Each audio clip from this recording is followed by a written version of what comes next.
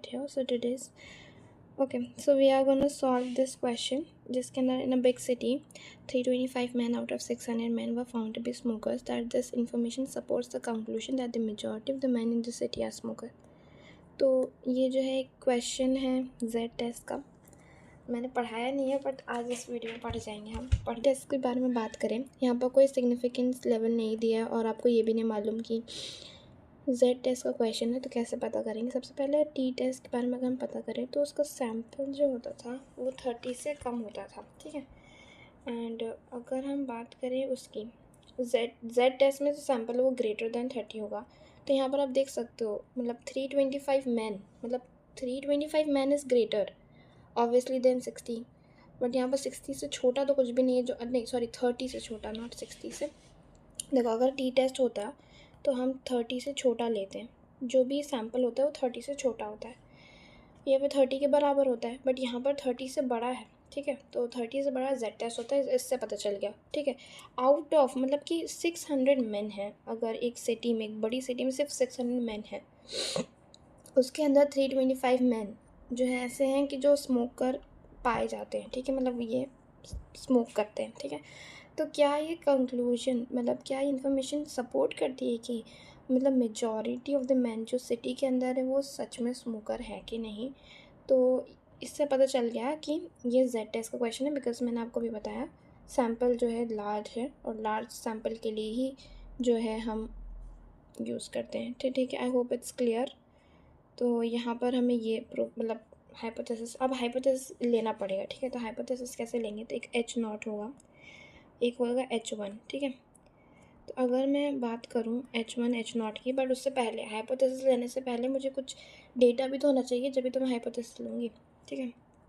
तो यहाँ पर मैं डेटा लिखती हूँ पहले तो नाउ हम डेटा लिख लेते हैं। तो डेटा के अंदर आपको यहाँ पर देखो, पहले तो फार्मूला बताती हूँ फिर डेटा बताती हूँ। पहले तो अगर जेड टेस्ट का फार्मूला जो होता है, एक होता है स्मॉल p माइनस एक होता है कैपिटल P, ठीक है, और √PQ/N, ठीक है। तो यहाँ पर ये होता है इसका फार्मूला। तो अब कैपिटल P जो होता है इसका वैल्यू होता है N/X। तो N is number of sample और X is number of success, ठीक है। आप सक्सेस कुछ भी ले सकते हो, सक्सेस अगर आप चाहो कि सक्सेस ऐसे भी ले सकते हो कि जो है ज़्यादा लोग स्मोक करते हैं, सक्सेस ये भी हो सकता है कि ज़्यादा लोग स्मोक नहीं करते। तो बात करते हैं P और Q, तो वही है जो हम लाइक रैंडम वेरिएबल में करते थे, जैसे P + Q जो होता है वो 1 के इक्वल होता है, राइट। प्रोबेबिलिटी है यहाँ पर, ठीक है। P जो है प्रोबेबिलिटी है और यहाँ पर Q भी प्रोबेबिलिटी है, ठीक है। तो अगर आप यहाँ पर देखो तो स्मॉल p जो है N/X होता है इसका फार्मूला, मतलब N is number of sample, X is number of like success, जो भी सक्सेस आप रिलेट करना चाहते हैं। अगर आप बात करो P और Q, मैंने एक्सप्लेन कर दिया। P जैसे हम बायनॉमियल में निकालते थे ना, P अगर जैसे कॉइन को टॉस किया तो हेड क्या आएगा, तो वही सब मतलब हेड आने की क्या प्रोबेबिलिटी है, तो प्रोबेबिलिटी P और Q, ठीक है। I hope it's understandable. अब हम जो है P, अब यहाँ पर अब डेटा, अब इसी से डेटा फैच करेंगे हम। तो P यहाँ पर स्मॉल p आप ऐसे देख सकते हो कि नंबर X/नंबर होता है, आई एम सो सॉरी मैंने उल्टा लिख दिया है, number of success upon N होता है, ठीक है। तो यहाँ पर नंबर ऑफ मतलब टोटल कितना है, 600 मैन है, ठीक है। उसमें से 325 जो हैं स्मोकर्स हैं, ठीक है। तो अगर हम इसको डिवाइड करेंगे, ये डिवाइड करके नहीं दे रहा है क्या मुझे, एक सेकेंड, यहाँ पर मैं इक्वल टू हटाती हूँ इसका। अब यहाँ पर 325 मैन डिवाइडेड बाय 600, तो ये कैलकुलेट कर देगा, ठीक है। तो आई होप ये इतना आ रहा है, ठीक है। अब यहाँ पर आप जो है, मैं इसको सर्कल बनाती हूँ क्योंकि इम्पॉर्टेंट पार्ट है, ठीक है। इसका थोड़ा कलर चेंज कर देती हूँ मैं, ग्रीन थीम में कर लेती हूँ मैं, ठीक है। I hope it's clear now. अब हम जो है P प्रोबेबिलिटी ऑफ मैन और प्रोबेबिलिटी, और Q जो होगा प्रोबेबिलिटी ऑफ वुमेन होगा ऑब्वियसली। मतलब देखो प्रोबेबिलिटी यहाँ पर क्या होगा, प्रोबेबिलिटी ऑफ मैन होगा, एक सेकेंड यार ये क्या हो रहा है, ओके देखो P यहाँ पर क्या होगा और Q यहाँ पर क्या होगा मैं आपको बताती हूँ, ठीक है। तो प्रोबेबिलिटी ऑफ मैन जो होता है, अगर मुझे एक रैंडमली बताओ कि एक आदमी की प्रोबेबिलिटी क्या होगी 1/2, बिकॉज या तो एक लड़का होता है या फिर एक लड़की होती है, तो उसका हाफ होता है, ठीक है। तो हाफ प्रोबेबिलिटी मेल होगा, हाफ प्रोबेबिलिटी फीमेल होगा। तो अगर जैसे मेल यहाँ पर प्रोबेबिलिटी ऑफ मेल ही लिखेंगे तो वो हाफ होगा, ठीक है। अगर P पता है तो Q हम 1 - P निकाल सकते हैं, मतलब कि 1 - हाफ कितना होता है, हाफ होता है ऑब्वियसली। तो यहाँ पर पता चल गया। बस है, आपको यहाँ पर P और Q की वैल्यू पता चल गई। अब आपको N भी यहाँ पर पता है, N जो है आपका 600 है, तो आप यहाँ पर Z की वैल्यू निकाल सकते हो, ठीक है।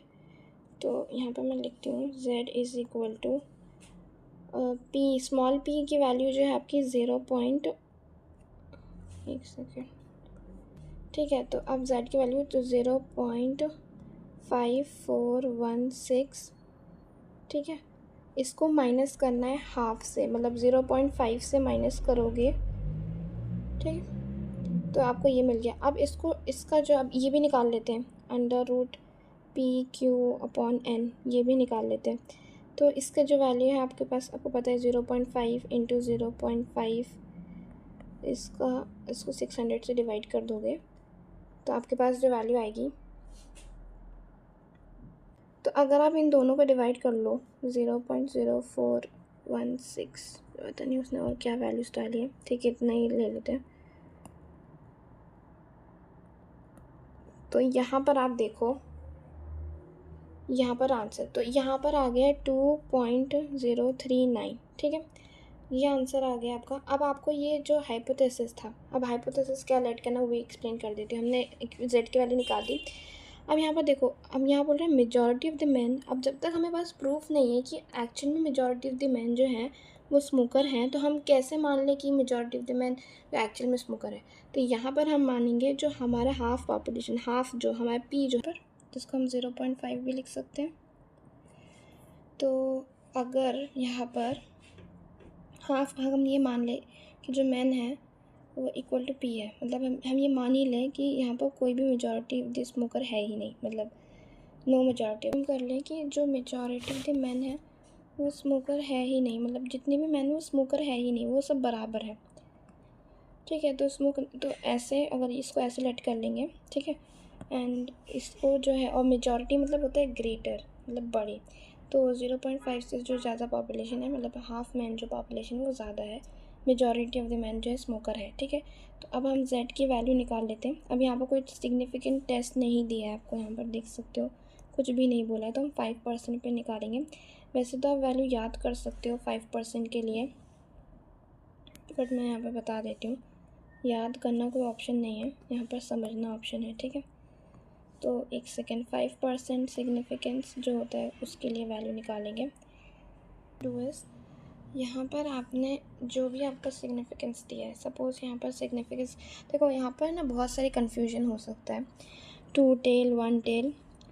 मैं तुम्हें अगर सेफ़र साइड बताऊँ तो हमेशा हर चीज़ को 2 टेल टेस्ट लेके चलना, बिकॉज 2 टेल टेस्ट में ये है कि आप जो है सेफ़र साइड में आपका आंसर सही आएगा।